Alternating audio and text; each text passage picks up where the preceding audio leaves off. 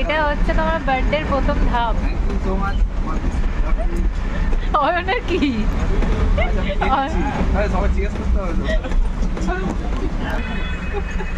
Cheers. Hello বন্ধুরা, কেমন আছো? আশা করি সবাই খুব ভালোই আছো। তোমরা আমাকে উইশ করবে না? আজকে আমার বার্থডে। অবশ্যই উইশ করবে আমার বন্ধুরা। আর তোমরা কি চাইছো? তোমাদের তো আজকে যা হবে সব খরচা জয়। आज की पार्टी मेरी तरफ से। জিও। लेकिन एक लड़की छोड़ के। এবছর কলকাতার নন্দন প্রাঙ্গণ পরিণত হয়েছে সিনেমার এক মহা উৎসবে। দেশ বিদেশের নানা প্রান্ত থেকে পরিচালক, অভিনেতা আর সিনেমা প্রেমীরা এসে জড়ো হয়েছেন এক ছাদের নিচে। প্রতি বছরের মতো এবছরও কলকাতার হৃদয়ে নন্দন প্রাঙ্গণে শুরু হয়েছে আন্তর্জাতিক চলচ্চিত্র উৎসব। সকাল থেকে নন্দনের চারপাশে এক উৎসবমুখর পরিবেশ। চলচ্চিত্র প্রেমীদের মানুষ, ক্যামেরার ঝলক, পোস্টারের ভিড় আর মুখে মুখে সিনেমার গল্প। নন্দনের গেটে ঢুকতেই চোখে পড়ে দীর্ঘ লাইন, হাতে টিকিট, মুখে হাসি আর চোখে সিনেমার প্রতি এক অদ্ভুত উন্মাদনা। কলেজ পড়ুয়ারা থেকে শুরু করে প্রবীণ সিনেমাপ্রেমী সব বয়সের মানুষ একসঙ্গে জড়ো হয়েছেন এক ছাদের নিচে। চারপাশে ভেসে বেড়াচ্ছে সিনেমা সংলাপ, আড্ডার গল্প। মঞ্চের পাশে বাইরে অপেক্ষারত মানুষ, কেউ মোবাইলে ছবি তুলছেন, কেউ পোস্টার দেখছেন। সব মিলিয়ে যেন একটা ছোটোখাটো মেলা। পর্দায় শুরু হলেই বাইরে অপেক্ষা, আলোচনা, আর শেষে করতালিতে ভরে উঠেছে প্রাঙ্গণ।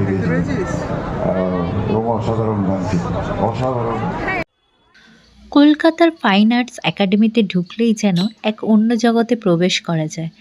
শহরের কোলাহল পেরিয়ে যখন ভিতরে পা রাখলাম, চারপাশটা ভরে উঠল রং, রেখা ও নীরবতার মধুর সৌন্দর্যে।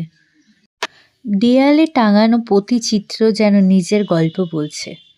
কোথাও গ্রামীণ জীবনের ছোঁয়া, কোথাও আধুনিকতার বিমূর্ত রূপ। তুলি আর রঙের ছোঁয়ায় শিল্পীরা ফুটিয়ে তুলেছেন মানুষের আবেগ, সময়ের পরিবর্তন আর প্রকৃতির মায়া। কিছু ছবির সামনে দাঁড়িয়ে মনে হচ্ছিল রঙের মধ্যে যেন শব্দ আছে, আর প্রতিটি তুলি আছড়ে লুকিয়ে আছে এক গভীর ভাবনা। মানুষ নীরবে দাঁড়িয়ে ছবি দেখছে, কেউ খাতায় কিছু নোট নিচ্ছে, কেউ বা চুপচাপ তাকিয়ে আছে এক ফ্রেমের দিকে, যেন সময় থেমে গেছে।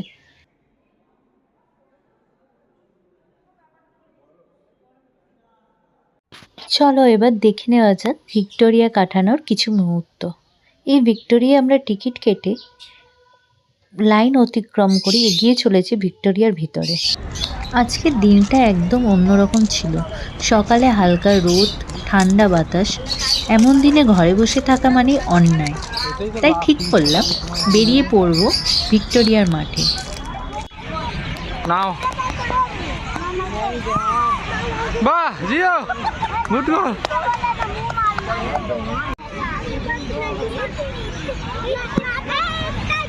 গোল! Good shot.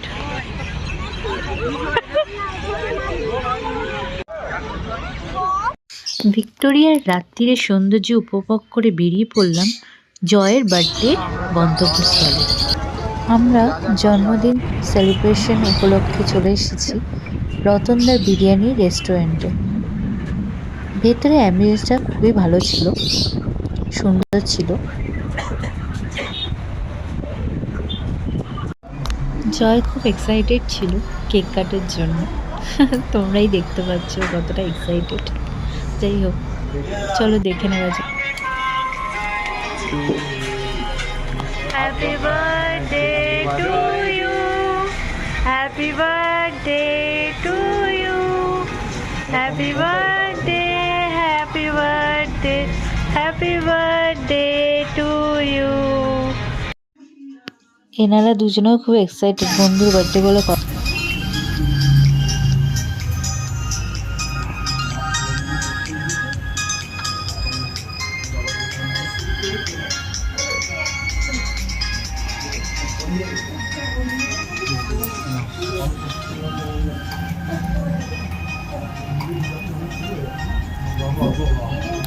বন্ধুরা, আজকের ব্লগটা এখানেই শেষ করলাম।